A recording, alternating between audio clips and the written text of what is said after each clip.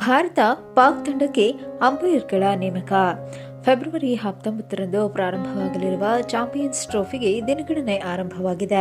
ಅದರಲ್ಲೂ ಮುಖ್ಯವಾಗಿ ಕೋಟ್ಯಾಂತರ ಅಭಿಮಾನಿಗಳ ಎದುರು ನೋಡುತ್ತಿರುವ ಭಾರತ ಹಾಗೂ ಪಾಕಿಸ್ತಾನ ಪಂದ್ಯಕ್ಕೆ ಅಂಪೈರ್ಗಳ ನೇಮಕವಾಗಿದೆ. ಫೆಬ್ರವರಿ 23ರಂದು ದುಬೈ ಅಂತಾರಾಷ್ಟ್ರೀಯ ಕ್ರೀಡಾಂಗಣದಲ್ಲಿ ಪಂದ್ಯ ನಡೆಯಲಿದೆ.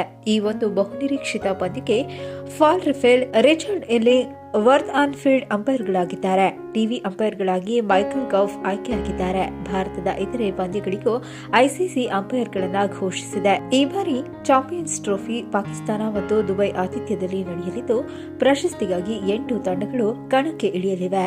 ಫೆಬ್ರವರಿ 20ರಂದು ಭಾರತ ತನ್ನ ಮೊದಲ ಪಂದ್ಯವನ್ನು ಬಾಂಗ್ಲಾದೇಶದ ವಿರುದ್ಧ ಆಡಲಿದೆ.